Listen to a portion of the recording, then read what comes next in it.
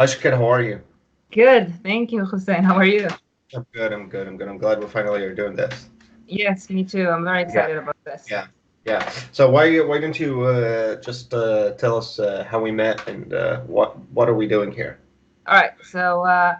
We met at Oxford University, both in a seminar for building curriculums about anti-Semitism. Hmm.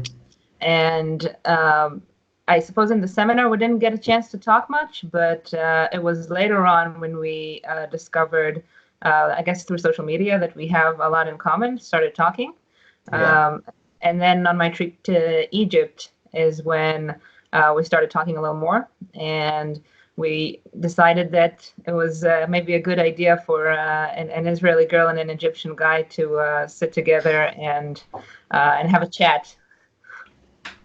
Yeah, that's great. But how do you explain? So you discovered that we have a lot in common, Yeah, obviously. yeah.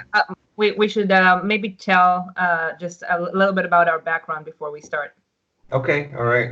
Tell us more. All right, so I'm an Israeli girl. I work as a tour guide, so I get to meet a lot of people from around the world. Just finishing my master's on anti-Semitism and delegitimization of Israel in University of Haifa, Oh wow. and yeah, I just finished it, and I have my own little business called The Wandering Jewess, and the point is to go around the world and tell people about Israel and um, try to maybe mediate a little of the complexities that are definitely occurring and definitely. I feel there is a lot to talk about, and I feel that people are very interested, and that's how the idea was born. So. Yeah. Why Um, did you decide to go get a master's in such a topic? that's a good question. So I wasn't actually going to get a master's. I had a BA in Israel studies, and I thought that was enough. I had a lot of general knowledge. Yeah. But then this program was opened, and it really hit home for me. I Because one of the talks that I was putting together was why anti-Semitism, or why delegitimization of Israel is the new form of anti-Semitism, because it's something that I've been Hmm. something that I've been just meeting over and over again. So that's how it was born. And then when I heard that there is actually a degree about that, and to add to that, it was in Haifa University in the Department of Israel Studies, which I love. I think it's a great place to study. If you're from abroad and you want to come study there, I Hmm. warmly recommend it. So yeah, that's how it was born, and it's a great program. No, that's amazing. That's Yeah. amazing. Yeah. Can Well, Yeah, but I'm wondering a little bit about you because you have a more interesting story than I do. no, but most people it's a boring story. I think it's pretty long, but most people know I'm originally from Egypt, so I grew up in a very Muslim and Arab environment, and I grew up in a lot of anti-Semitism, and it took me a lot to be able to get out of that anti-Semitism and change my views. And then after the Arab Spring, and after all the political instability, I had to leave, and then I moved to the U.S. and I've been working as a public speaker and a writer about the issue and educator about the issues of anti-Semitism. And now I work for Stand With Us that educates students on campuses and high schools and communities about anti-Semitism in the Arab world, about Israel, and about anti-Semitism in general. Yeah, so yeah, a lot of common ground to two different, very Yeah, different people. So yeah. that's pretty interesting. There are a lot of common grounds, which is ironic given where we both come from. Like you're from Israel, I'm from Egypt. You know, people in Israel and other Arab countries generally struggle to feel that they have anything in common. Oh, Uh, definitely, yeah, definitely. Besides the the commonalities between people in general, where we both love yeah, our families and everything yeah, else. But I'll agree, and that's for me that's very special. I guess we'll get to that yeah, later, but it's very special to me because uh, as an Israeli, it's very rare for me to be able to yeah, have a conversation with an Egyptian person that yeah. is also, first of all, who's fluent in English, and we can Thank you. so because a lot of Israelis, most Israelis don't speak Arabic. Most Israeli Jews don't speak Arabic. Yeah, Uh, And I just I came back from Egypt recently, and I was struggling to have conversations in English with people.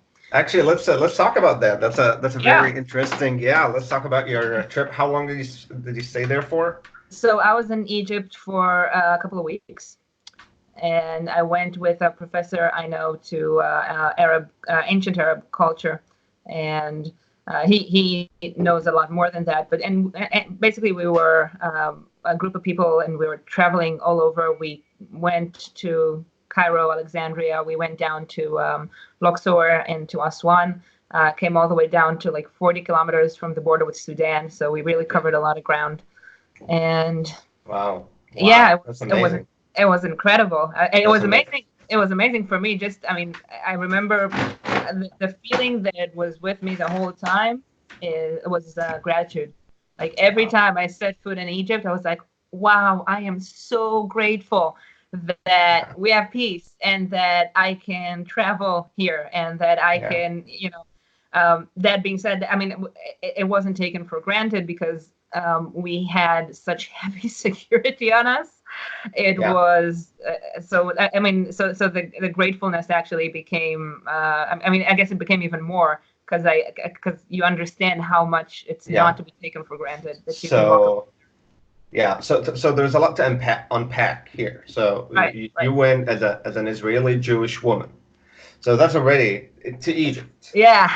So there's a lot to unpack here. So I wanna go ahead and start kind of. Let's start from the Israeli Jewish part. So you had heavy security. So the government provided security. Yes, yes, the government provided security. Wow, we're doing so much identity. It's like the Jewish and the Israeli and the woman, and like I'm feeling all kinds of identity now. Yeah. Yeah, so there was heavy security. First of all, we had I think at every given time we had like two police cars Two accompanying police us. cars. Two Wow. police cars, and that's not including the police and a police officer always with. I mean, a police officer with a group is something that in Israel you won't find it. You will only find it with like schools traveling, Okay. with kids or with groups from like Birthright and stuff like that. Yeah. Um, but yeah, we had a security guard with us all the whole time, and we had two police cars, one in the front and one in the back the whole time, and that's what I know. I mean, I don't. Yeah. That's what I saw. And then I think I felt it the most when we were in Giza, which is where you're from. Yeah. That's where I'm from. That's Yeah, true. Yes. yeah. So I remember. You see, I've been listening when you were talking about it. When we were in the train station in Giza, or about to go on a train to Luxor, and we were just we were standing at the tourist police station, Yeah. and we were so they got us standing together, put our luggage all together, and the train station was busy with people, and we had I remember like 7 or 8 cops just surrounding us in a circle, Yeah. and we're standing next to the building of the Egyptian police, Yeah. and every time somebody walked over and tried to talk to us, they would yell at him to get the hell away. And why are you Yeah. talking to them? And what's your business with them? And like it was just, I mean, I've never Right. felt VIP, and it was from all the wrong reasons. Yeah. So uh, that amount of heavy security, it was because it was an Israeli group, correct? I, you know what? I don't want to say. I don't want to say yes on what I don't know. I didn't see that much security on other groups. Maybe there Yeah. was, and I was just, and I feel Israeli and special, and that's something, and that's something we No, I tend to can do. I can I can confirm. I can You can confirm. It confirm. was it was because you were an Israeli group. Yeah, we were an Israeli group, and I guess I'm taking us from one topic to the other, but Yeah. so so we had heavy security, Yeah. and because we were in a lot of touristy places, then I didn't feel like, I guess in the train station where we were in a more civilian Hmm. civilian environment, then it became more public also. So then it became Hmm. more of an issue. But in touristy areas, it was less because I know that from guiding in Jerusalem. Like Right. you try not to you try not to hurt people's living. If you make a living Right. out of it, you try not to hurt that, because that just hurts everybody. But then, first of all, I know that as an Israeli group, we were promised that the trip is going to be heavily secure, heavily guarded. Yeah. So that's one thing that was part of the marketing of the tour. Of the trip, yeah. And Makes it's sense. funny. It's funny because people keep asking me, is it safe to come to Israel? And that's often being asked. And I've never, unless it's a birthright group, I've never guided a group. I never had security that any security or any guards in the group. So there's that. But the funny thing is that even though we had security, now I'm taking us to the second identity issue, is that I didn't feel safe. Which as a woman as or a woman. as an Israeli? No, as an Israeli, I actually felt very safe. Wow. Because in the context. So I felt safe. I felt like the police was there trying to do their job. You can feel the tension around in the social, like the social fabric is very tense. Yeah. And you can feel the tension between police and the rest of the population. Right. So there's that. But as a woman, I didn't feel safe at all. Wow. Yeah. That's a very interesting observation that as an Israeli you would be safer than being a woman. Than being a Western woman, to be very a Western woman. Yeah. To be being sorry. Let's add another layer of identity, to being a white Western woman. Yeah. It's I felt that, and I felt that very strong. So tell us about some of. First of all, I'm sorry. I'm very aware of how Egypt can be hostile to women, and is indeed hostile to women. So if you can share with us some of the uncomfortable experiences that you felt. Sure. So for me, first of all, there was. So it was. It differed between different parts and like different people in the population, but and I want to say that these are a few. I want to say these were a few specific people, but there were so many few specific people. But there were people who treated me very nicely and were keeping boundaries. So it's not a generalization on everybody, but it's a very common phenomenon where I just felt so a few incidents by different people. It was from people on the street. It was from a lot of merchants in the touristy areas. What did they do?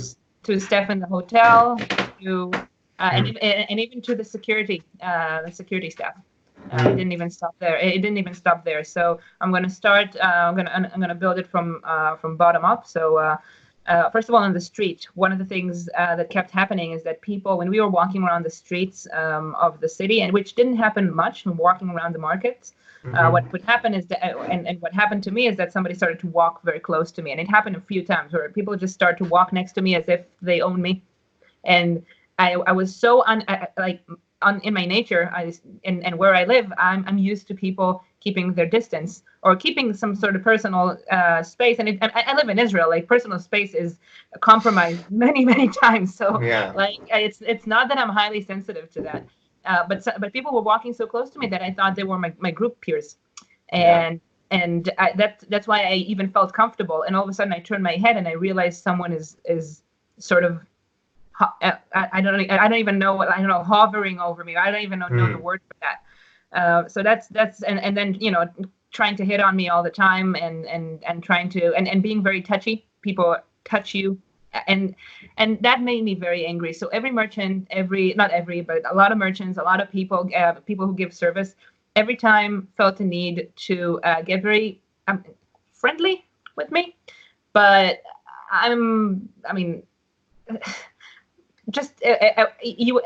it made me angry because you wouldn't get as friendly, so-called, and touchy with any woman who's with a local woman, with a local woman. I Yeah, never true. saw them. I never saw a local woman being touched Yeah, in a friendly way. I never saw, I never saw her being hugged. I never saw, and now yeah, because I'm a foreign citizen, now I'm a visitor. I don't want to offend, right? But right. I'm being like Yeah, my personal space is being compromised, and I'm trying not to offend, so I'm letting people touch me, and I didn't right. like this equation at all. So that was one. Um, the um, the second thing that happened was that people just it happened to me where I was at the hotel, and there was someone from the hotel that I asked him for if you can get me something that I wanted to buy. Like I felt so harassed by people who were selling things outside that I thought, okay, we were staying in very nice hotels and international hotels like Hilton and such. And I thought, okay, I'll pay more and I'll stay at the hotel instead of going outside to the market. And I went to a person there and asked him if he had something, and he said, "Okay, I'll get it for you tomorrow." I come the next day, and he says, "Oh, I got you the scarf that I wanted." And he said, "Oh, I got you the scarf. Just come outside the hotel with me to a different shop, and and I'll get it for you there." And I'm thinking, you couldn't bring a scarf all the way to the hotel. You have to bring me all the way to the scarf. Like that's and you need to Yeah, take me with you. So there was a constant trial, and it that's just one case, a constant trial to yeah, try and separate me from the group and yeah, separate me from a safe place, so that I'll become an easier target. And then the third thing, and I gotta say, I'm not comfortable talking about this. It's so it's very it really uncomfortable. was Yeah, yeah, yeah. I'm really it was sorry. Yeah, no, it was a bad experience. And then the last one was the last one I'll talk about at least was the security guard who was with us and was just staring at me the whole time and asking me questions about and he almost couldn't speak English, but with the few broken words he had. And I couldn't walk around without him following me with his looks, trying to sit near me, trying to just be around me the whole time. And eventually I mean, unfortunately for him, I'm an Israeli, and I have an attitude because it got on my nerves at the end. yeah, And I had to yell at him because nobody in my group, I was with an older group, nobody understood yeah, that I was being looked at the whole time. And eventually I just had to tell him, stop looking at me, go away, stay somewhere else.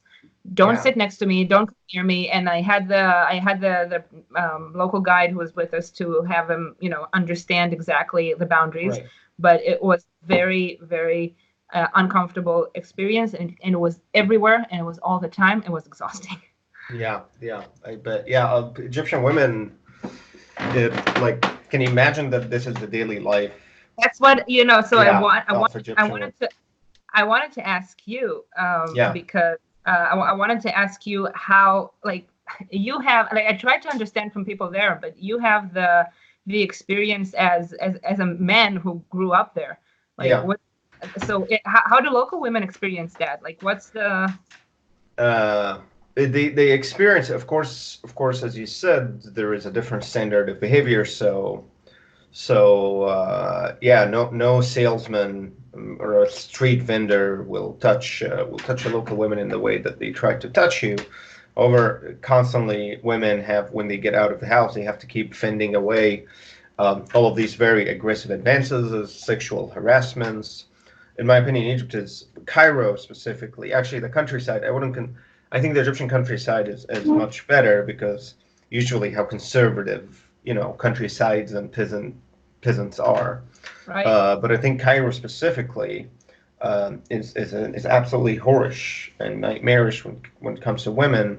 A woman, from the moment that she gets out of the house, she has to keep defending herself. Men leer in a very very disturbing way. Um, Actual touching and groping is Really? unfortunately very common. It's just, and right now it got really really bad. I think I got really, like, when I was little, I didn't remember this being such a huge issue. It got really really bad with the beginning of the 2000s. It really really peaked during the Arab Spring. The few years before the Arab Spring, I started already seeing the beginning of the, like, Right. we're going into a disaster, because all of a sudden, in the few years before Arab Spring, that there will be all this news about all of a sudden in downtown that there is a mass sexual harassment incidents, and it's just people. It's like people lose their minds and their sanity, like a normal street, and all the men, it's like they get infected with some sort of a virus. Not all the men, but like many, like a Yeah. huge number. And Yeah. all of a sudden they start trying together, men who don't even know each other, try to harass women. And that kind of incident started to happen, I would say, starting from 2007, specifically in downtown Cairo area. And then in the Arab Spring, of course, in Tahrir Square, there was the famous incident when that exactly happened to, I think, Lara Logan from, I think, MSNBC, or CBS, from CBS, yeah. But I know that there is now the society and the government are trying to confront the problem. Um, I hope they do. But yeah, life in Egypt is really hard. And I wrote about on my blog. I wrote a post about the misery, the sexual misery of the Muslim world, and the sexual tensions of the Muslim world. Right. I gotta say, so I mean, I don't know if to say that what you're saying is no, it's not a relief. Definitely not a relief. It just it maybe changes one thing that I felt, because I kept thinking, and again, that's from a centrist Yeah. point of view, that because I was a Western woman, I was getting worse treatment or than women who wear a head cover, and from women who are local and Muslims. And I asked a local guide, and he was the one representative That's of the also country. true. Like Okay. that's also true. Like that's Okay. also true. It's not that you get worse treatment; it's that you're seen as a more you're seen as an inviting target. That's what I felt. I felt Yeah. like I was walking like I was a lamb walking around Yeah. wolves the whole time. Yeah. Uh, Yeah. And now, and the funny thing was that in the beginning, I actually tried to cover my hair, because I felt, I didn't want the looks, and I was like, not Yeah. from a religious place. So I was just, you know what, fine, I'll Yeah. go with my hair cover. Why do I need this? But Yeah. because it was so white, and because of Yeah. speaking English, You stood out. it didn't help. And then Yeah. I mean, at the end, at the end, it gotten so, I mean, it got on my, so my reaction, instead of being a victim, my reaction is to get angry. Right. So I just, I took it off, and I walked around with my hair Right. down, and I was Right. just saying, you know what, if this is gonna be this, then I'm not gonna be Yeah. forgiving about this. I'm just gonna be Yeah. very straightforward. Yeah. But I also want to mention, like, I'm not saying that all Egyptian men are not like that. No, this problem, of course, exists primarily within less educated, working class men, people like the security guard that was following you, or street vendors. So it's Do not you like. do you sorry, can you maybe what I'll be interested in knowing is, can you maybe connect it to like political or any other like processes that Egypt has been going through, because you said it started getting worse a little before the Yeah. Arab Spring and then after, so Yeah. I'd be interested to know what's it connected to. I think it's a big issue because, first of all, Arab societies are very traditional societies. Even countries like Egypt, which try to, let's talk about the state. The state in the Muslim world, since the first Muslim state, was not a contractual state. Constitutional states do not really exist in Arab countries, in the Arab world. Constitutions don't mean anything in the Right. Arab world. We know that. Oh, yeah. So, I mean, they are trying to imitate Western forms, but the true fact, the true nature of society is still very traditional Arab Muslim societies. And the relationship between the individual and the society and the state is very social based, and it's based on a lot of social interactions and social relations between people. And it's less contractual. So the state's kind of the state and the society are an ultimate father figure, right? Right. And this is how you deal with it. So the law doesn't truly matter as much as social conventions and social. Now, this was all fine for a while when the Egyptian society still maintained its social structure and social cohesion, and for a long time. Yeah, the Constitution didn't mean anything. The law didn't truly, it still doesn't mean anything. But people are not really eating each other. It's not entirely a jungle. I mean, Right. and for a while, Egypt was the leading Arab state because still the social structure was intact and people were still committed to the society. Now, this started to change as the state became more corrupt and decaying. People do not feel obligated, do not feel that they belong Right. anymore to and to the social structure.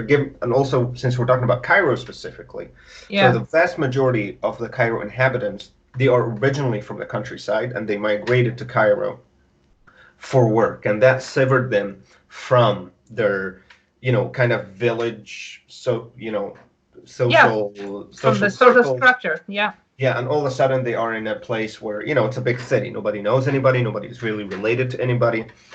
And then the state is collapsing, no services being provided, no obligations, no duties, and then even the basic morals, like the basic decencies, because the state is like everything in society does depend on just the like your own commitment to some values. Yeah. So even the other values don't even matter anymore. Right. Like, Right. yeah, I definitely understand what you're saying, and I think that as a so that for me was one of the biggest shocks because yeah, a lot of Israelis go to Sinai, but not many get to not many choose to go right, to deep into a deep inland Egypt. yeah, And first of all, Cairo, Alexandria too, but Cairo just it struck me. And yeah, I went out of there, with the, if I was respecting and loving the place that I was living in, I'm just, I'm so grateful. I mean, I was grateful to be in Egypt, but it made me even, I mean, tremendously more grateful to just live where I live, because yeah, people, it was just, there's so many people. Egypt has such a population challenge, and as you said, right, no services are being met. Garbage is piling everywhere. right, Buildings are ruined. People live one on top of the other. right, It just, I was, and I've never. First of all, it was my first visit to a third world country. right, But even as such, I think it was shocking because of the masses of the people, and that also, that made me very much aware. And yeah, and I started questioning, because I thought, I mean, first of all, we're a border from one another, and yeah, and there's zero interaction. And yeah, there's zero interaction, and I know that people in Israel don't have, I mean, and we don't have much against people in Egypt, but there's also no connection, no relationships, right, no, it's mainly like that people keep talking about how our relationship with Egypt is great in the political yeah, level, but that's an interest level. right. But people on the street, um, I'd be very I mean, I'd be very interested to know what you have to say about that, because what Yeah, I just feel we don't have any bridges yeah, between us and people in true, Egypt. Yeah. true. Well, yeah, and so first of all, like countries like Egypt or states like Egypt, we know that those states are not truly representatives of their populations, right? Those are not democracies. You don't have to really mirror their population in any way. They are under no obligation to reflect the will or the sentiment of their own people. Right. So the Egyptian state does have a lot of interest in having good relations with Israel, based on economic, political, and military needs of the Egyptian state. And for Israel, it's a great relationship for both. Right. But since day one in this relationship, I mean, the will changed. I mean, when they first signed the peace treaty, Egypt as a state was more willing under Sadat actually to push into social acceptance of the peace treaty. The Egyptian national TV, had an hour a day of mutual broadcast with Israeli TV. So for an hour a day, and that was a time when Egyptians had only one TV channel. Okay. Yeah. Uh, So for 1 hour a day, Egyptians actually got to watch Israeli TV broadcasted by the Egyptian government. Yeah, There was that's the normalization that we're talking That's a about. normalization, Normalization of yeah, the yeah. So there was that will of the from the Egyptian state in order to actually try to push this. that we're talking After about. We're talking about the 70s, right, and We're beginning talking of about the the end of the 70s, yeah, end end of of the the 70s 70s, till 1981. After Saddam right? was Was murdered, murdered, everything changed. The Egyptian right? state realized that this is way too dangerous than that they thought. And Mubarak, the president that came after Saddam, rolled back all of this. He told the Israelis, "Listen, we want the peace. We have the peace, but everything else that we planned afterwards, the people don't want to." And he told them, Right. like, "I'm sorry, the people don't want to." And then the Egyptian state kind of was in this state for a while. So in the 80s, if you actually ask Israelis who might have visited Egypt in the 80s, they will tell you things were much better then. Like, things were not as dangerous, they could come. Things started to truly, truly deteriorate, I think, from the mid 90s, ironically, after the Oslo Accord. And that kind of had to do with a lot of other major developments in the Arab Muslim world, the rise of religiosity, radical Islam, and a Right. lot of So, other things. yeah. So what I understand is because this is where it gets strange for me, from Yeah. my perspective, and my truth. No, I'm kidding. But where it came weird on my perspective, because for us, if we as a country have a good relationship with a different country, Yeah. then and Israel is a very warm people, and we'd we'd be very happy to meet people from that country. But from what I read is that if you as a private person, Yeah. if you're going to associate with Israel, Yeah. then the political relationship doesn't matter, because I read something about I don't know if it's like unions or like some sort of Yeah. like you're just gonna be banned, or you're gonna be, I guess, Yeah. You're gonna be banned. Yeah. Yeah. Yeah. banned Cancel. and canceled. In Yeah. the American So sense, yeah, yeah, yeah, you'll be yeah. canceled. Yeah, yeah, that's So, true. Because also the American government, the Egyptian government, like they are playing both games. Like they wanna have their cake and eat it too. In the sense that, first of all, anti-Semitism, uh, it's actually quite useful. It's one of the most. That's why people use it all the time. It's a very, very useful tool. It right. can help you with unity. It can help you with social cohesion. It really helps of unifying former enemies and making new friends and making everybody feel that sense of identification with each other, feeling a unity of purpose and vision. And this is why anti-Semitism was used so many times by so many. So the Egyptian state is not ignorant, and the Egyptian state it's an authoritarian, semi-totalitarian regime. So they want to have this great relationship with Israel, but at the same time, they want to have all of these great benefits that anti-Semitism does provide. So till Right. this very day, the Egyptian national TV, just paid by the Egyptian government, will have people go on and talk about, anti-Semitic conspiracy theories and blood libels, because they also realize it's important or it's beneficial for them to keep using it. So, is there anything that Israelis can do to Israelis as people? Do you Yeah, think there's anything we can do to bridge this gap? yeah. I think Israelis are already doing a lot through the internet and social media. I think the operation that Israel started since the Arab Spring, Mm-hmm. with this massive Arabic outreach, it's absolutely amazing. It's helping a lot. It's bringing people. I get messages from young Arabs a lot who been following the pages of the IDF and the Prime Minister and the State of Israel in Arabic for a Really? few years, and they Wow. just feel like, oh, Israel is way cooler and way better than we've ever been told. So it is happening. Of course, it's slow, but it is happening. All right. So anything we can do to help? Talk to And people. any talk to Learn people. Arabic. Learn Arabic. Yeah, Yeah, I'm on that. I'm on it. yeah. Learn Arabic. I'm on it. I'm on it, and I It's good. definitely agree, because of because I do speak a little bit. Yeah, That actually that was actually more helpful than anything else, because yeah. it because one thing that I saw is that people there don't speak a second language. People don't. Yeah, it's true. Even though school is mandatory until you're, or even you have to go to school like 8 years or something like that. I'm You not mean sure about where? this. No, in Egypt. In Egypt, it Even was though 6 years, something like six that. Yeah, 6 years. Okay, I think so. we've been told something else, Yeah. but second language is not part of the. No, the second language is not part. Yeah, for a long time. Yeah, you don't need to learn second language. Yeah, so learning Arabic is probably our best Yeah, our best shot at it. yeah, that's true. I agree. All right.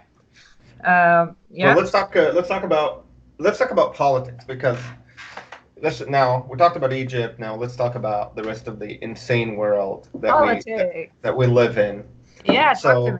so actually the idea of this of this recording came when we were both engaged in this kind of argument on Facebook with some really wild Right. young Americans on the lower who had very liberal, very left, and they were saying all Yeah.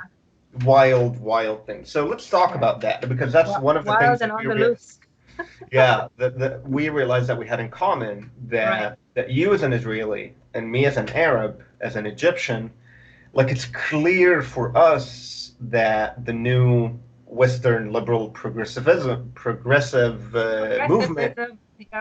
progressivism, yeah, is kind of derailing into absolute insanity. Insanity. Yeah. Yeah. What can I tell you? So yeah. So Tell, now until now I'm agreeing. So what's the tell me premise? about. So you live in Tel Aviv, correct? I do. So from what I understand, I mean I haven't spent a lot of time in Tel Aviv, but Tel Aviv is like the San Francisco of the Middle East. Oh, stop it. Yeah. So tell me about the Tel Aviv bubble. Like. Okay, I wouldn't. You know what? I really wouldn't call it the. Oh, or maybe I don't know. Yeah. I wouldn't. I don't know if I would. I would have called it the San Francisco. Maybe it's like a combination of a very small, small micro environment of San Francisco, New York Yeah. City, Manhattan, Okay. like kind of. Yeah. Yeah. More calm, definitely. So you want to hear about the Tel Aviv bubble? Yeah. Tell me about the Tel Aviv bubble. First, did you grow up in it? I did. I'm Tel Aviv bred and buttered. I'm born and raised. Okay. And how did you end up not like? How did you end up yeah, not being part of the bubble? how did I end up having a conversation with you and agreeing on Yeah. stuff? Yeah. Good question. So yeah, I grew up in Tel Aviv, and I grew up. My family is traditionally politically on the left, except my mom, who I don't know until today what's her political views because she keeps them conservative. And I give her credit for that. But I grew up traditionally on the left, and actually as a teenager I inclined to go more and more towards the left. First of all, just the conversation at school and the way people were talking, and also as because I was from Tel Aviv, and people may not agree with me, which is a good thing. I'm all for that. But because I grew up in Tel Aviv, I felt like I wasn't a part of the rest of Israel, and I didn't have like a common. Unless people came from like a kibbutz, and that's. I mean, I realized that I was communicating really well with people who are very, they're educated and everything else, but or not educated, but just it was like a very certain type of people. Elite, yeah. one might say. Yeah. Elite. And I realized that when I was a teenager that these are the people that I have that I have a common grounds with. So when I went to the IDF, they wanted me to be a tour guide because apparently that's my go-to, and I do that until today. But because I knew I was probably going to do that for the rest of my life, I actually marked on my preferences. I asked to be a social worker, and I was granted this privilege. And not only did I become a social worker, because when they asked me why, I said, well, I want to really meet the Israeli society. I said I wanted to. I wanted to be a social worker, and then when I finished my training, they put me in IDF prison. So yeah, and out of all the companies in the IDF prison, I was in like the highly highly guarded, Maximum security. maximum security, high risk level, violence and stuff like that. So that, I mean, and I got to take care of these people and also, visit their families. As a social worker, you go to visit the soldiers' families and everything else. So I really got to meet the Israeli society. Right. And it was, so then, and it became more and more and more and more towards the left until things just stopped making sense. Where I became more and more on the left, but then I started learning history, and I started because that's very interesting. I was on the left, but then I started learning history.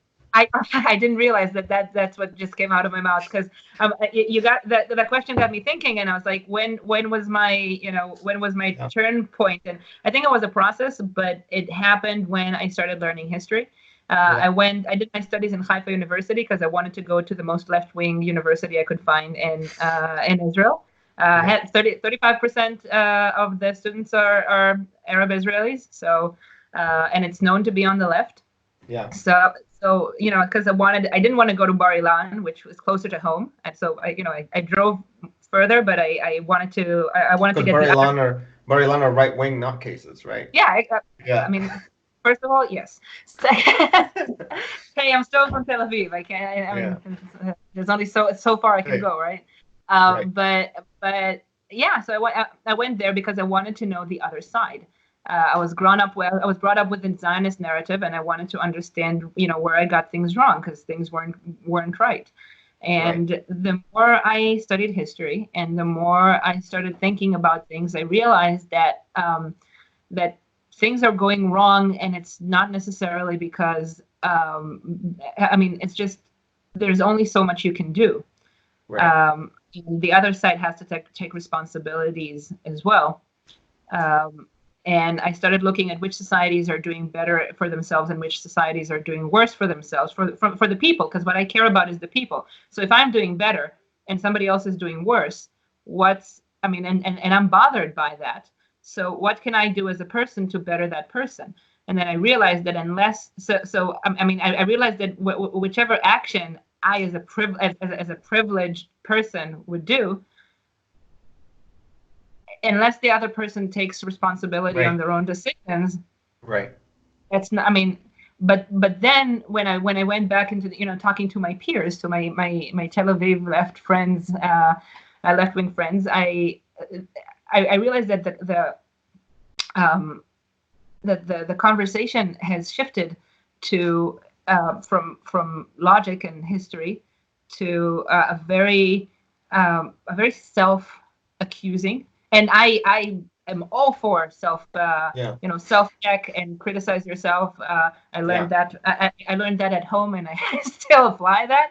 Well, you're Jewish, so you can't help it. I'm not Jewish. I'm a Jew. You're a Jew.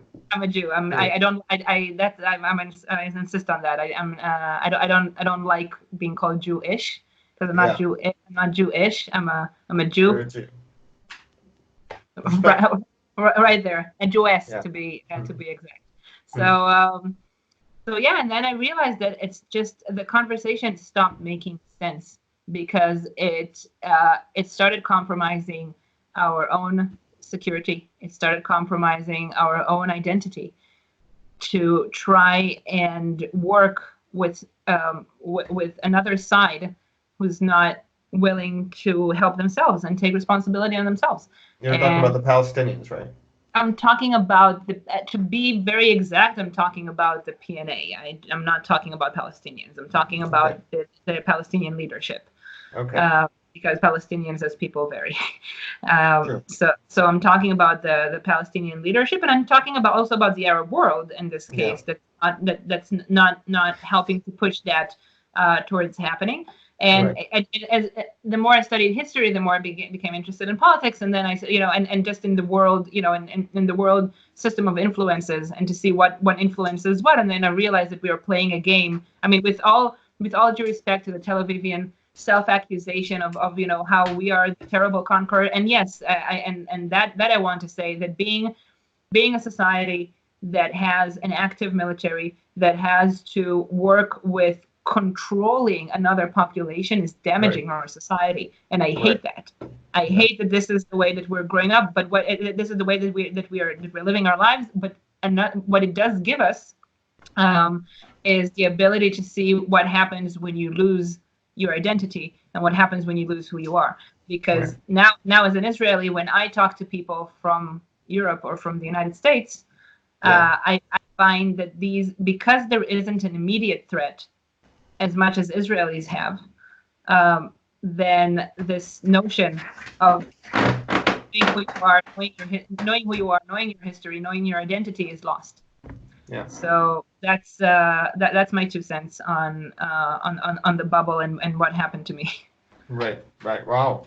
That's amazing. It's amazing how learning history had a great role, or maybe the primary role, in balancing your optics and shifting you.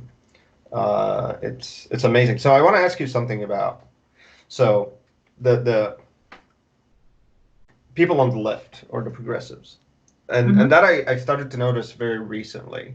Yeah. There is so much self-absorption. It's just unbelievable. Like, there is an insane amount of narcissism in completely focusing on oneself. Like, it's all about me. It's all about what I do, what I don't. There's a complete dismissal of the agency of others, right? It's all like, you see it in the Israeli left specifically. Everything is about, or in the example of the Israeli left, you see it in the left everywhere. But it's about Israel. Israel is bad, or Israel is good. Israel did, Israel didn't, Israel did. It's not, the actions of others don't really matter.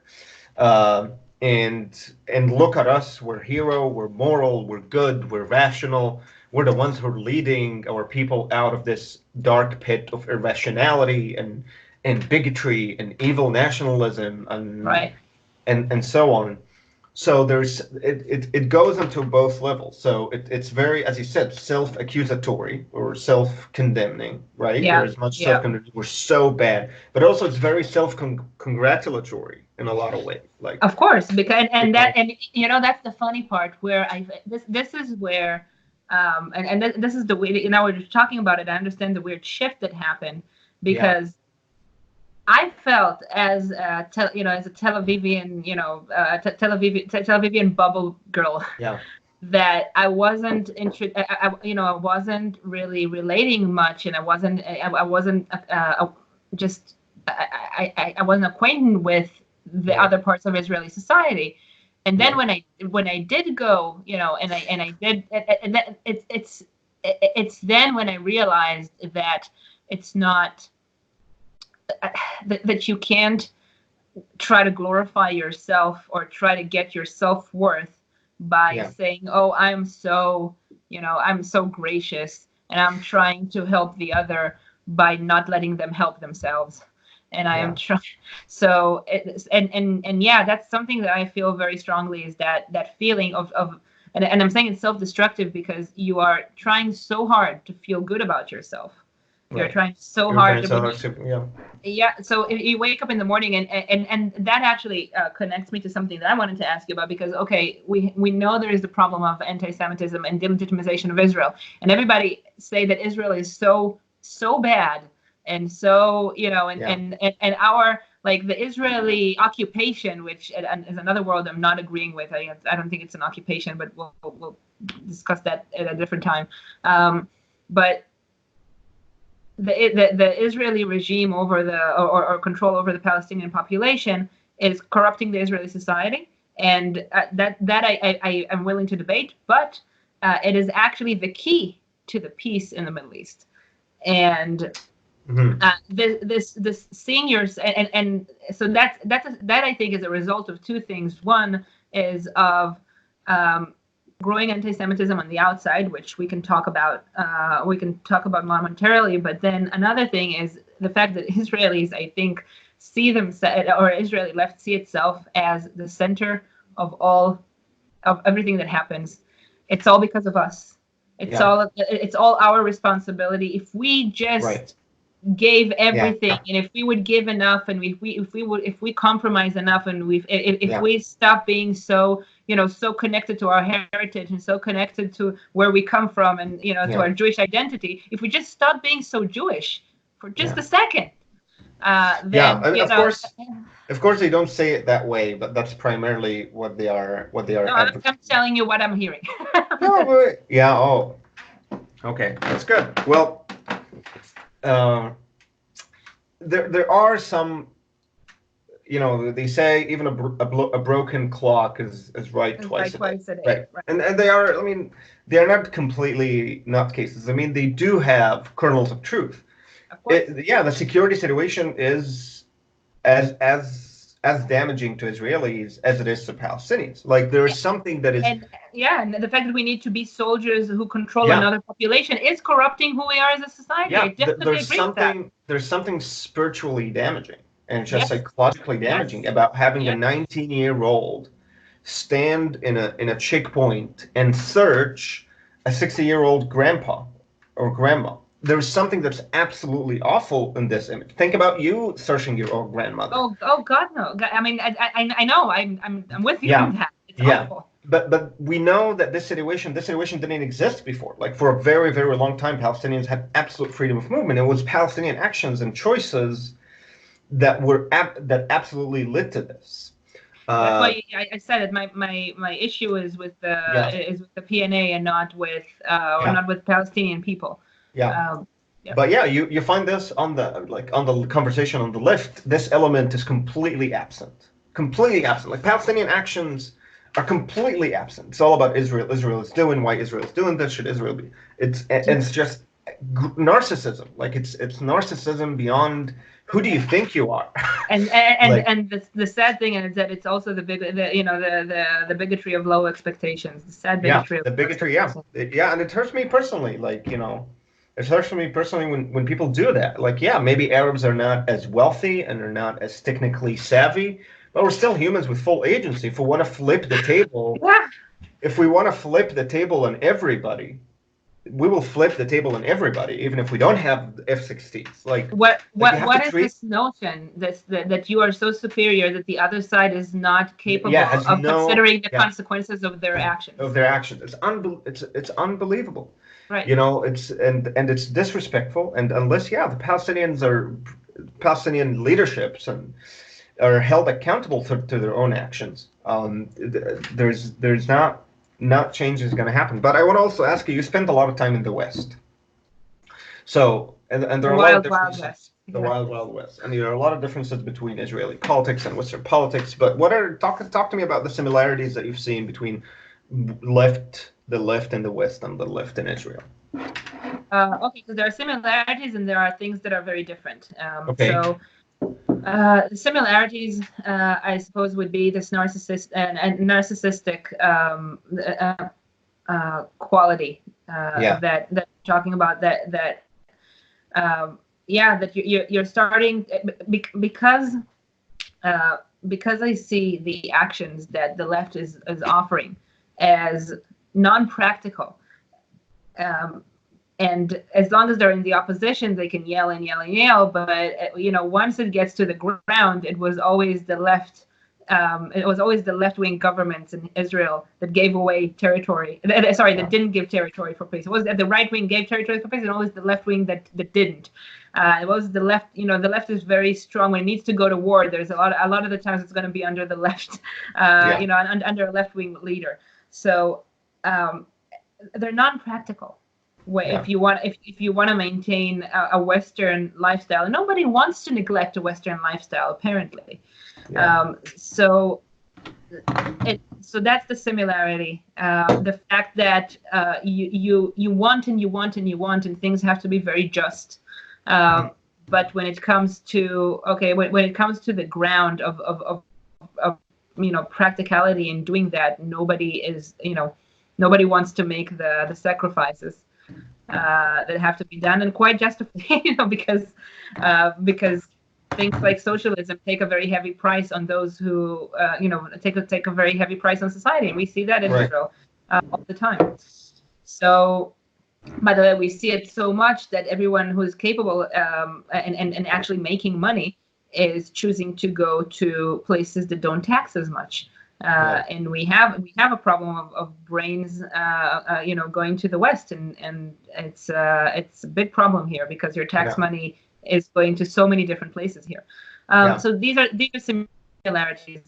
The one thing, and also the very high self-awareness and this thought that I just work on, if I, if I just be perfect enough, Yeah. then everything is going to get better, but you're not actually working on making yourself a better person because you're busy all the time. And how, No, you know they are not working on themselves being better persons because they're perfect. They're absolutely perfect. They need to.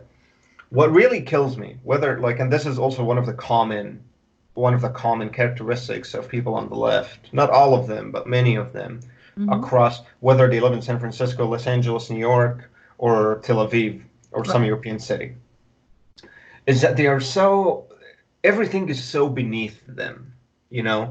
Like everybody else is so beneath them. Like they are so high up there.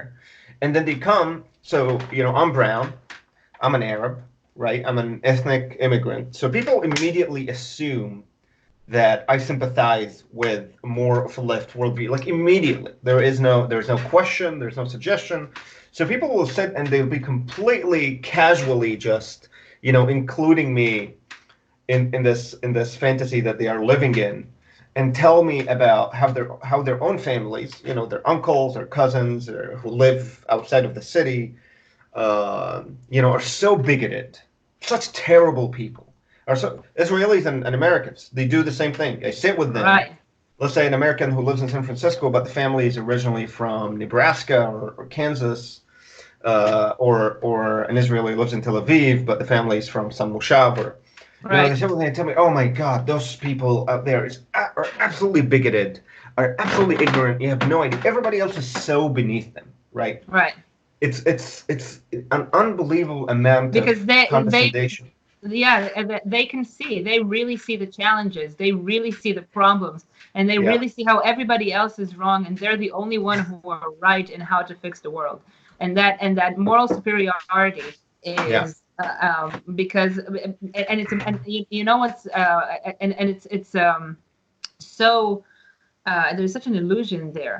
uh, yeah, yeah, yeah, yeah, it throws you off because on on one hand it's like, oh, I am so wrong, therefore I am so right, because yeah, it's that place where because I can see my flaws and because right, I can see where we are as a society, where we went wrong, and yeah. I want to be on the right side of history. Yeah, yeah, So because I'm so aware of my flaws, and it's not my flaws, right? Because I'm okay, I'm aware of my flaws, therefore I yeah. absolve It's myself it's of that. their flaws. It's not my Yeah. flaws. It's No, it's theirs. it's the fault of the society that I live Yeah, in. So I have somebody else in my society to throw my flaws on, but it's not really me because I'm aware.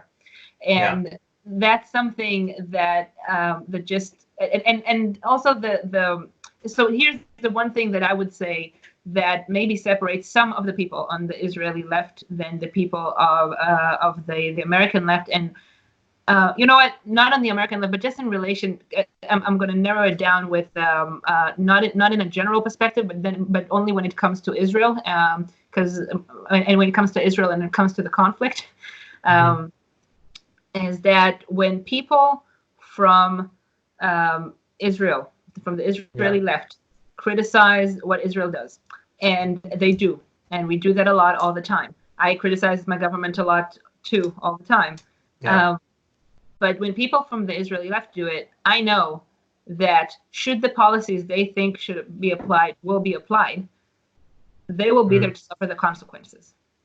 yeah. When when stinky stuff hits the fan, Hmm. I know, and when security here is going to deteriorate, and when people are going to die in the streets, and when terrorism is going to be everywhere, and when we're going to have to do much stronger military operations and wars to keep ourselves safe, when that happens, they're going to be here to suffer the consequences. My my personal pain, and also why I found myself talking about Israel as something that I want to do for a living, is because I feel that people who are talking about there is some sort of notion of taking Israel because it falls into some sort of set of identities and set of ideas. Then you can criticize what Israel does, and you can say what you think Israel should do and how wrong Israel is and what it does. But you're not there to suffer the consequences when people, when children die in their beds and murdered in their beds, and when buses are blowing up in the streets, and when soldiers are being killed in battle. You're not there to be a part of it. But in Israel, everybody goes to the military. They still do military service, though, right? Yeah, no, yeah, they do. And I can say, the funny thing is, they do military service. And I will say one misconception is that in Israel, if you can declare yourself a pacifist, and then instead of going to the military, you can sit in prison for a while and say that you're a pacifist, and then you don't want to serve. Yeah. And you'd think that Israel, that the IDF prison is filled with with pacifistic left-wing people who don't want to serve, but it's not. As somebody who's been to the IDF prison for a long time, on the right side of the bars, but still, I can tell you that no one is sitting there because he's pacifistic and because he refuses to go to the military. They are usually declaring themselves mentally unstable, and that's how they get, or find some sort of illness. Who are they? People who are on the left don't want to serve.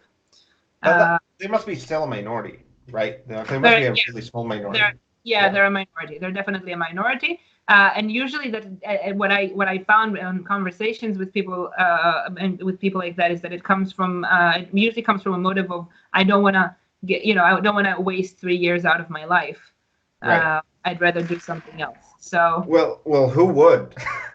Like, nobody wants to waste. I was super eager to spend 2 years out of my life in military prison. That was awesome. Yeah. Well, I also want to say, because I don't want us to sound like this is definitely what we're talking about. There is a generalization, but it's a generalization that we think is true based on the general attitudes of most people that we meet from that general direction. But there are people who are not like that. There are. I have, for example, I have a few. I mean, there's one that I can think of, really, an Israeli friend who's, very liberal from the high-tech bubble, but she's absolutely, I feel that she's sane and balanced, and she's always trying to be rational, and she actually hears my arguments and think about them. Maybe also I get that privilege because, I'm an Arab, so maybe you're that's so privileged, Hussein. You're so privileged. So I get the privilege of forcing people to actually try to listen to what I'm trying to say, not just dismiss it as like some right-wing. But yeah, there are people who are balanced. There are people who are sane. And to be completely honest, every now and then, like, it's not really consistent, but every now and then, from the leftist major cultural bubble, you will see an article that has some introspection, that has some self-criticism. We're being narcissistic. This is too much. So every now and then that you hear voices, truly, and that's ultimately what you want. Like, ultimately, you can't leave the room with one voice. You will always need to have two voices to balance each other out. Right. But it's important that the other voice because the other voice now lives in a fantasy land where it doesn't see or hear anything but their own voice anymore, and that's causing a huge issue. Yeah, and I think that's a big difference between Israeli left and American left, where the conversation here, well, the left here is doing very poorly at this point. I think that why security, blue and white is almost. Yeah, but you're mistaking blue and white to be a left-wing party, and it is not. The left-wing party is Avodah, Labor, and they traditionally have been the left-wing party, and they crashed in the God knows in which elections. election system. Elections were going on in the past 2 years, but yeah, it's Labor or Avodah used to be the traditional left, and they crashed in the last elections and haven't been able. They crashed so bad that they came together with a far left party called Meretz. Meretz, And yeah. Wow. yeah, Avodan Meretz, yeah. so yeah, Avodah Meretz. And so that shows you that whoever is on the left, whoever's left on the left, they're now getting together. Kahol Lavan is actually more center, and it has both right and left on it, but it's more centered. And then there is the right. Did you think it's a left to center? Is it fair to call it left to center? It's left to center with sprinkles of right. Okay. Who's right yeah. in blue and white? It's not the who's right. It's more of a notion. Okay. I suppose they're not, because if you would take what Kahol Lavan is saying and offering to the people, and you'll take the Democratic Party and what they're running with, then the Democrats are running left. And Kahol Lavan, so that's the difference. I think that's what happens when you live in Israel, is that you understand that you can't. You have such challenges in terms of security, and also, unfortunately, the populations, Palestinian and Israeli, since the aggravation with and since the aggravation in security, and since the wall, the populations are not as integrated anymore. Right. So. And when they're not integrated, then you are getting more and more, you're going more and more into your own identity, and they become the other, and they're the other that I don't know.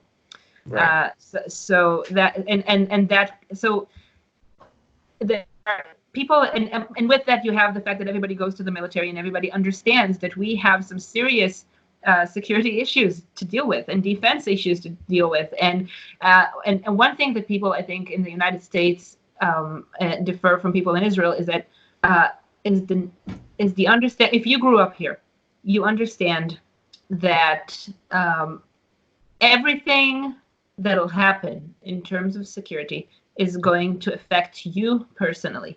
It is you who's going to the military. It is your father and your mother and your brother and your best friend and your cousin. Everybody's going to the military. And it is your house that's going to be bombarded by shells from either missiles from Hezbollah, or Qassams and other missiles from Hamas, either a nuclear weapon from Iran. It's you have Hezbollah, the sixth missile superpower in the world, sitting on our borders. You have Iran coming to the border with the Golan Heights. You had ISIS in both the Golan Heights and in Egypt. Like everything is so close to home. Israel is tiny, so you understand that on security issues, you can't really be dismissive and say, oh, this doesn't affect my day-to-day life. It is very much so. Right. So people can't. I feel like unless you're in the bubble, you can't. And you're trying very, very hard to get the world to like you.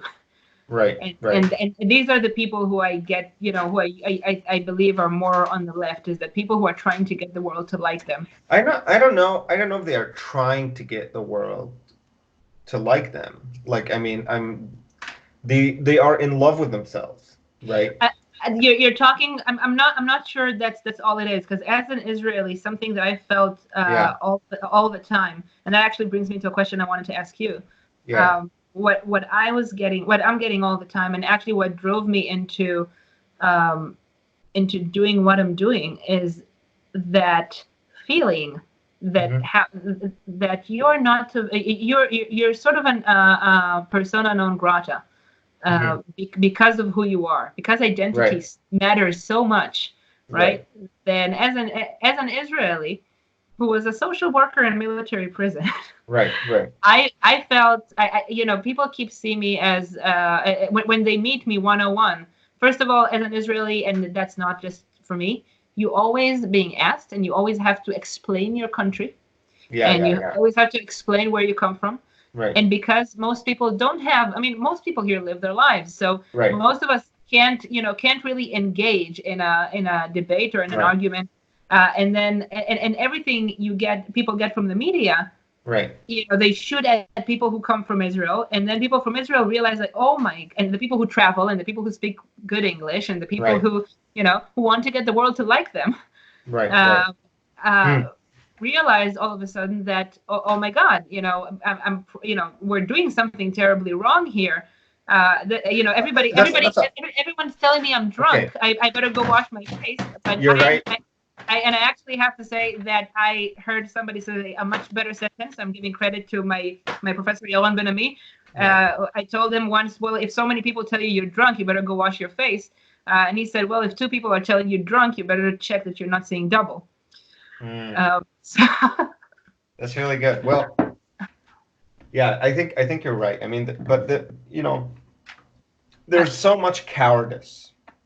Like it's a cop out. Like there's so much cowardice when people, okay, they're very hostile. They attack Israel. They attack Israel. So your reaction would be, you know what? Yeah, you're right. Yeah, Israel is really bad and doing a lot of things. Like it is the most comfortable position to be in, right? yes, it is. It is. Like defending Israel is strong and powerful and disproportionately more powerful than the Arabs. Right. In the weird cultural moment that we are, that power is immediately incriminatory. Like it's incriminating. The moment that somebody has power, you're guilty. Right. Yeah. Yeah. Defending Israel becomes uncomfortable. Oh, it's an uncomfortable position. Trust me, it's a full-time job.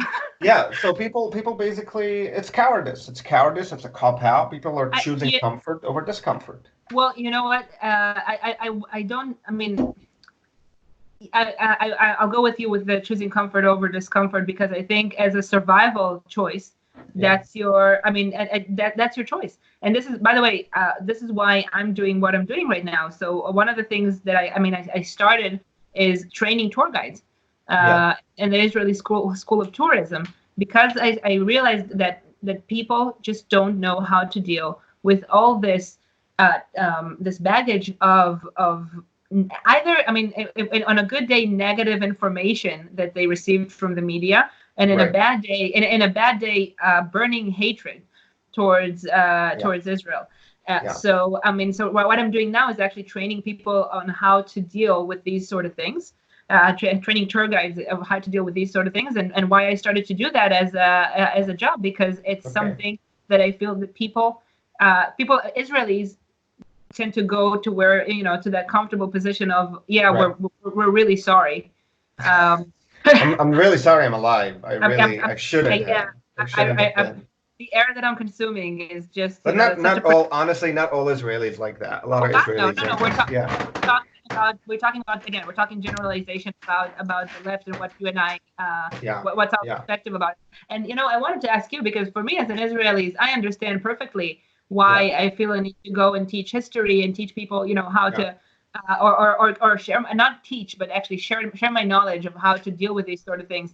But you work a lot with Stand With Us, and I met you in a seminar that teaches how to build curriculums, about anti-Semitism, and you're talking against anti-Semitism, which I understand I understand that you have a certain. You have your point of view on general things, and you're part of the American society now, but anti-Semitism, aren't there, and you don't have anything better to do? Honestly, it's really not such a nice game. And actually, no, I don't have anything better to do. I'm surprised that's that's the fight that you chose. That's my it's first of all because it did affect my life personally. As I said, like I grew up in a society completely infected by it, and when I became aware of it, society started fighting me. And I know that everybody in my own family, my immediate family, are affected by it, but they don't know it. Like what do you mean? It's being used against them. Like it's being used by either predatory Islamists in order to recruit people for their cause, or used by authoritarian rulers in order to suppress freedoms and suppress human rights. Like my own family, my own father and mother, my own brothers and sisters are suffering real, material, quantifiable suffering in their own lives. And anti-Semitism is part of the reason, and they themselves don't know it. So I am very aware of that fact. Second of all, think about anti-Semitism. I think about anti-Semitism in terms of pathology, in terms of this fatal pathological infection that once infects the body in a state where the immunity system is low, it will completely disrupt the function of all the organs of the body and starts a process of collapse and decay. And we can see that in all societies in which anti-Semitism started to simmer and fester into disasters and absolute collapses, because anti-Semitism is it's so neurotic, right? It's paranoia, it's hysteria, it's very irrational. That once your mind can believe in such an idea, that's it. It's a pathology. You infected your mind with an idea that will completely compromise the integrity of your reasonable faculties, or the faculties of reasoning and rationale. Like you put in an idea that completely going to destroy the structure of your mind, and you see that in the societies where this happened. And this is why I care about this, and also I care about the Jewish people. I mean, enough is enough. Truly, enough is enough. Well, as part of the Jewish people, I'd like to thank you for caring about this. Both cynically and not cynically, because I think it's. I mean, I see it as something quite remarkable. It is hard. It is hard to find peers on this journey, because in the academia, for instance, I talking about the whole conversation about anti-Semitism, because the academia is usually on the elite, on the left, unless you're from Bar-Ilan, for sure, of course. Mm-hmm. But then who wants to listen to you, right? Right. Just the right. Right. So it's just I feel and I felt it when we were in Oxford. I felt how people came. I mean, I felt how people came to that seminar that happened in the summer when no one was there. How people really came to unburden themselves, how people from the academia, professors and doctors, came to unburden themselves from how hard it is to be someone who is pro-Israel, or who's just not, who's just not trying to blacken the image of Israel, not part of that whole satanic journey of satanic rumor journey that's going on. And they just and so they have to either keep silence, either they get so much they get so much backfire from everything that they come to spend 2 weeks in Oxford with people like them that can that can relate, and that just I understand how hard it is to find people who be open, especially people who are so intellectual, right, and are so open to different opinions and different, it's like you're open to different opinions until it hits that wall of, until you get to that wall of anti-Semitism. Right.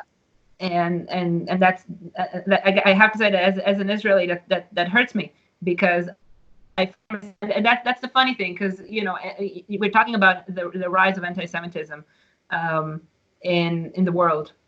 And then we talk about delegitimization of Israel becoming the new form of anti-Semitism. But the main people who are suffering from it are actually Jews around the world, and not the Israelis, because we live our own, we fight our own fights, we do our own thing. And if the rest of the world, if people around the world don't want to play with us, then we don't play with them. But we have our own problems to worry about. And that's why Israel is important, and that's why Israel was established. It's exactly for this reason. Yeah. Exactly. But then Jews who live abroad are seen as representatives of the Jewish state and its decisions. And then if the Jewish state is not around the world, then they suffer the consequences, and then they have to start apologizing and say, and it's again that place where, I don't have, I don't have the tools to deal with it, so I'll just go with, I'll just try and make myself comfortable in the conversation, in the around my social group, I'll just, and I'll just start being against Israel because this is what will get me accepted into the Yeah, circle. but this is not all the Jews of the diaspora. I work with a lot of diaspora Jews, and No, they not all. Not yeah, not all. all of them. A lot of them are very Zionist. A lot of them are very supporting of Israel. You're right. It's actually the elite of the Jewish diaspora that ends up usually on the left doing the same thing. And it's just, and also it's the same thing. It's a lot of narcissism. It's complete self-centeredness. Israel. And like I can hear echoes of the same sentence. I mean, those people think they are so special and unique, but they're really not, right? They are all saying the same thing, and that is just the truth. Like if you're on the left, you're really almost becoming part of a cult. Like we know what you think, we know your opinions about almost everything. Right. Almost Right. everything, right? You think you're so special and unique, you're really, really not. If you met one, you met every like you met most of the progressive people. I mean, I'm not saying that they don't have some diversity in opinion or they don't have few individuals, but I would say that their base is just like any other populist base. It's just groupthink and herdthink, and then you hear the echoes of the same statements. Like, you know what? No, Israel does so much bad. This is not me. This is not who I am, right? This is not my Judaism. Right. Who do you think you are? Like, there's so much narcissism in, like, oh, this does not reflect my best image of myself. I can't identify with it. No, that's And not me. that's where I Yeah. feel we're losing so much connection. I can tell you about I can and I see that happening, especially with the younger generation. I have a Yeah. friend who's a tour guide who brought a group. They're from Berkeley, Yeah. a birthright group, so they're all Jews.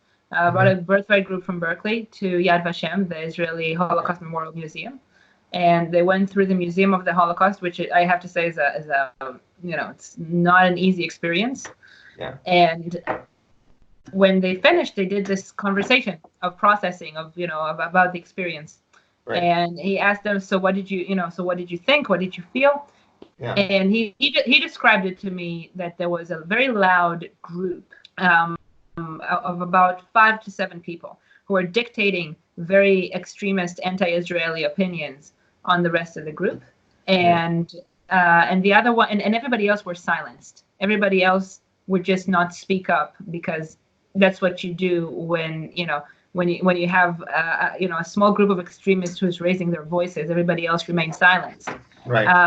And he said they said they're doing the processing. He asked them, so what's your experience? And one of the extremists on the group, rose and said that she felt it was a very intense Zionistic propaganda. Wow. Yeah. Yeah. Yeah. So and that and that really hurts me because Yeah. I was shocked by it. And then what the worst part was that I asked the tour guide, so how did you deal with it? Because Hmm. I heard the story when I was trying to understand, if for me as a tour guide, if this was just something that I see as just that I identify, or is it really something that Yeah. is happening all around. And he said, I'm ashamed to say that I didn't know how to respond. It caught me by Yeah. surprise, and I didn't say anything. I didn't know what to say. And I think this is where we really have to, just that's where I see my duty, of how we can get more educated, and how we can Yeah. raise a voice, because we can't just we can't have these voices Yeah. forming. Yeah. No, you're right. I mean, I think that we have to do a lot. I mean, part of it, yeah, to not to be hesitant and to be strong in our convictions, but I think also, like as I said, I know that there are decent people on the left who also see this as a huge problem. That this Definitely. new incursion of far left, just dogmatism is a problem. I mean, Definitely. Jonathan Haidt Mhm. and Gregory, I don't remember the co-author. They wrote The Coddling of the American Mind. Two of them are professors in big schools, and two of them are very liberal. I mean, they had to preface the book saying by the way, we're not Republicans. We've never been Republicans in our lives. Every single vote we ever give was for Democrats. And the entire book was talking about this. Basically, to summarize it, the phenomena of liberal tantrum episodes and tantrum angers, and it's a really, really good book. So here you see that there are people from the liberal circle who are aware that this is a problem, and I think we should work together, like with those people, in order to fix this problem, because this is making the conversation impossible. Yeah, Yeah, yeah. I can say about myself. First of all, that the person who told that to me is yeah, on. I mean, as far as I know, he's more or less on the left. right, And also for me, and yeah, you know, I'm saying that I'm not, because people say, oh, so you converted to, you know, to being a conservative. I'm a secular, you know, I'm a secular Jew. you Uh, converted, yeah, I convert, yeah. So I mean, I live in Tel Aviv. I like, you know, I go through all the identifiers of being a yeah, liberal, and I may have, I have some conservative views over things, but that's the thing. It's not. It's something in our society that we have to address, no matter on which side of the political map we are. Because he told right. me, you know, I didn't know how to respond because I never saw it coming, and yeah, it's definitely something that I think is important to address. So to everyone who's watching, you have to be more aware, I suppose. Yeah. No, Everyone, that's absolutely. everyone who's stuck with us so far. That's true. That's true. I want to ask you about one last thing Yeah, go before ahead. we end this, because I've been thinking about this a lot, and I may write about it, which is about the exportation of American problems. So we're fairly now living in a we're living in a fairly American world, or Americanized world, right? Like American culture got truly proliferated. Our generation, me and you grew up in Israel, you grew up in Egypt. There's so much American culture in our own environment that we grew up in, that there Right, is a common kind of overarching American culture now for the entire world, especially if you're a middle class. If you're a middle class young person from our generation, I think that's what it really started. You live in a city, you are Americanized to a considerable extent. right, With that comes a lot of values, like a lot of amazing American values that, right, like where you come from doesn't really truly matter, or define the worth of the individual. A lot of great American values that America helped the world is. But I feel also with that comes a lot of American problems that don't truly reflect our own societies.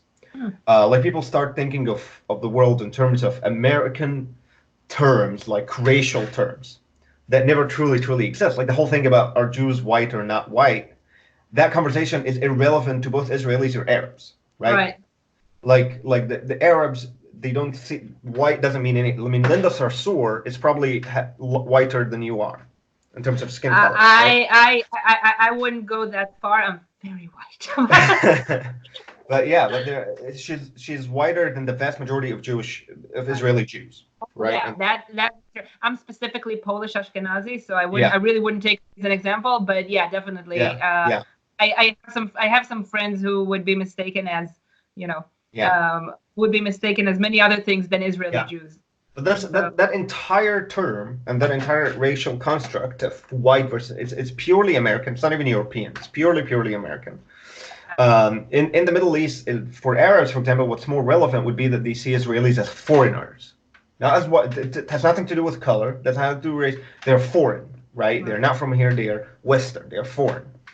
So that's just an example of how also America exported American problems that don't really relate. And a lot of people in our generation and the younger generation grow up thinking with those about their own societies in those American terms, not realizing that there is a discrepancy. And maybe I'll give another example, and then I can let you to answer this. I was talking to this our generation Israeli Arab girl, very nice, educated, speaks English fluently. You can tell, okay, went to college, middle class, never lived in America, but you can tell she's from the new global middle class right, youth.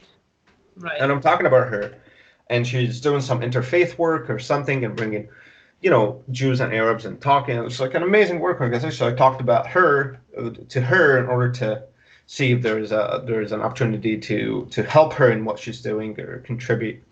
And then when she found out that I worked for a Zionist organization, Sandra, she was like, no, I want nothing with Zionism. I want nothing that supports Israel. I want nothing. And that was really weird. I was like, okay, all right. That's why you're Israeli. You're trying to help. You're bringing Jews and Arabs. And she said, no, listen, I don't want anything pro-Israeli. I'm pro-Middle East.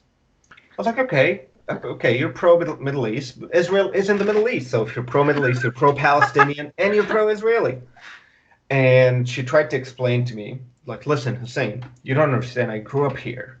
Of course I'm Israeli, but it's really, really difficult growing up as a minority, growing up as an Arab in a country that I feel many times that, it doesn't represent me, and I question myself, does this represent me or not? And she had this, and I had a lot of compassion for what I was saying because I understand the minority experience, and I understand no matter where you are, even in America, there is a certain amount of inconsistency about who you think you are and about how that the general country is represented.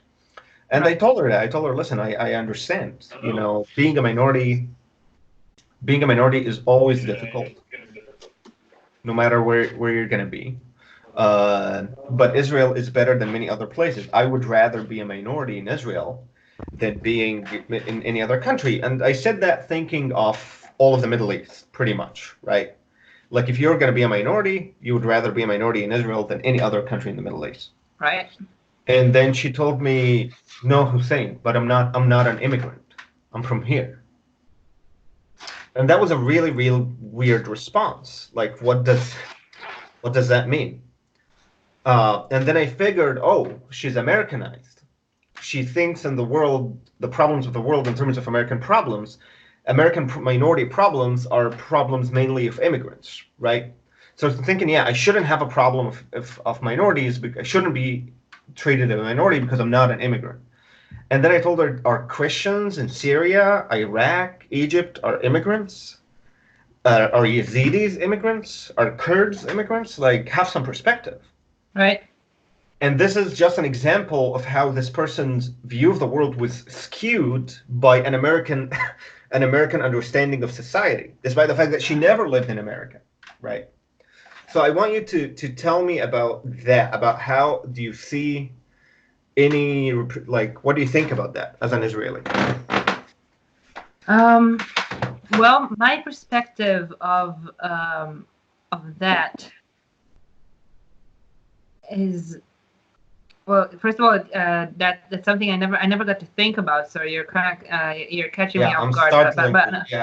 Yeah, but no, don't be. That's that's nice. I like playing fast on my feet. So let's see. Well, off the top of my head, and since I didn't get a chance to think this through, I would say that I think it is true that we tend to think that we get a lot of views from a lot of views that are Americanized, and where you see it most, I suppose, is in that notion that whoever is on the other side, like I'm thinking, I mean, in terms of like the oppressor and the person who and the person who's being oppressed. So you always have to have an underdog, and that underdog is always always on, and it's always on the right. And that this is what I feel, because there is and it comes from American. The reason why I'm connecting this to being Americanized is because of actually because of television. Because I think about myself, and I have great affection to American to parts of American culture. There are a lot of illnesses that I understand that American societies has, and I'm not blind to them. I still think that if I had to choose where to live in the world, I think that America is definitely on my top 3. So definitely. But we grew up watching television, American television, and we grew up with these values, and there is this big gap that we're trying to bridge between on one hand, how is it that the underdog is always right, Yeah. and they're always, they're always oppressed, and they're always, they always succumb, and they always make it. And that's the television we get of like the last 20 to 30 years. I'm not talking about old Right. movies. Maybe it's my affection to old movies that really makes me a little, more open to conservatism. But so that on one hand, but on the other hand, all you really want to do is to become more on the side of the oppressor. Right. What you really want to do is, you want to make it. You want to, you want to live in prosperity. You want to have enough to have everything you want. You want your family to live in peace. Yeah. You want all these little pleasures that a westernized society can give you. Right. But that creates a tension between the fact that you think that, because you're not the underdog, if you manage to achieve all these things, then you're not the underdog anymore. Yeah. And if you're not the underdog, you know exactly who you are. Yeah. And that's a sort of a tension that I feel that's been exported also to Israel as a society, out of, since we're open to the world, and we're open to Americanization, which I'm grateful for. Yeah. Right? No, it's great. It's great. It's a lot of great values. It's definitely a lot of great values. But with it, as I said, they come with the American values come American great responsibility. problems. Great responsibilities. Yeah. American problems and American understandings of their own world, which are more relatable to the United States and the American society and how it evolved. So and it's interesting to see that in Israel, because I believe this is the only place in the Middle East where, the consumption of American we consume Americanization a lot more than any other country in the Middle East, which creates a huge gap between us and the rest of the countries around us. Yeah, and that's true. I wouldn't say that's a thing. I wouldn't say it creates a gap between you. Okay, the people who do that usually end up being overwhelming. I mean, everybody does it to varying degrees, but the people who do it the most, what do you mean? Like consume a lot of Americanism. The people who do that the most, like at that very, very peak of that level of consumption, usually end up being on the liberal left, right? The gap is between those and the rest of the region. So I'm not sure I agree with you, because I think we as a society are already Americanized in a I mean, as an Israeli society. Oh, but you were going to finish an idea there, so please go. I agree. No, but I was saying that the problem is that the people that represent the culture today in almost any society, so artists, writers, usually they do belong to the elite. Right. And they usually represent their own culture in a very, very, like it's unidimensional. It's only one direction. It's usually one act. Exactly like Hollywood. Like Hollywood is not truly representative of the United States. It's representative only of the coastal culture. But it doesn't truly represent the entirety of the United States. But that's what people outside of America see, right? I would say the same thing about a country probably like Israel, that the cultural elite represent an image of Israel that is far into one direction that doesn't necessarily represent their reality. Right. I understand what you're saying.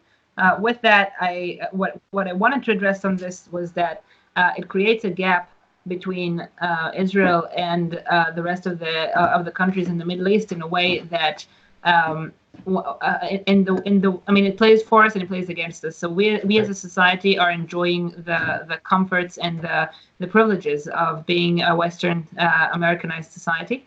However, when it comes to our image in the eyes of the world, because we take responsibility over our own faith, because and we go after this American value of make for your own, provide for yourself, defend yourself, take responsibility over who you are, build yourself with what you have, use the resources that you have, be innovative, so we do that.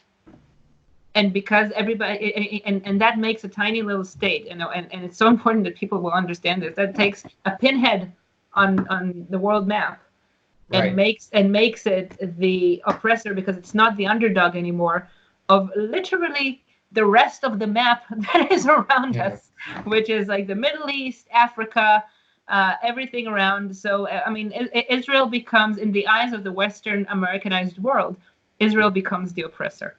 Right. And that's where it creates a big issue, that's where it exports a problem to us, Yeah. and takes it right back to and imports it right back to American society or to the rest of the Western society. So, Yeah. Yeah. but yeah, so that's well, Well, some awesome thoughts. Thank you for that last one. That gave me some new perspectives. So great. thank you. No, Yeah. thank you. This was a great conversation. Thank you very much for doing this, and I hope people didn't find it boring and they were able to Yeah. sit through the entire thing. You guys, if you made it all the way through, so first of all, kudos to you. Great, good job. And I just want to ask you, if people want to listen to what you say, or read what you write, or listen to you speak, what's the best way to get to you? And Hussein? me? Oh yeah, they can go to my website, HusseinAbubakr.com, or look me up on Facebook. I don't do Twitter, really. It's just Facebook and my own blog, HusseinAbubakr.com. People can find my blog and can find different posts that have my ideas and so on. Yeah. Okay. Great. Yeah. So What about yeah, you? yeah, me. If you want to find me, so I have a Facebook page called The Wandering Jewess, and you can also find my website. So it's wandering-jewess.com. Jewess like a Jew princess, so it's a Jewess, female Jew. Of course, Of course. yes. Oh, Yeah. princess. Yeah. So that's the way to get in touch with us. Also, if you guys are in Israel and you want some tips about how to get around, I'm in person. So Hussein, thank you so much for doing Thank this. you. This This was is great, and hopefully we'll absolute get to do pleasure. more. Yeah, hopefully we'll get to do more of this down Yeah, the yeah. road. Definitely, definitely. Thank you, Shakked. All right, thank you. Right.